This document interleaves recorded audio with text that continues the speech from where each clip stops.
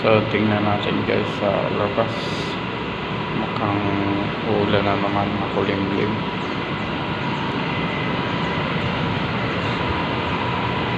Yan,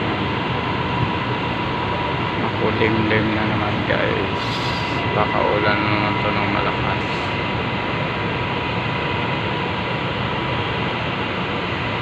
Mamaya may ulan na naman ito. Parang may bagyo yata. Sana hindi dito tumama sa hindi siya tumama sa karagatan.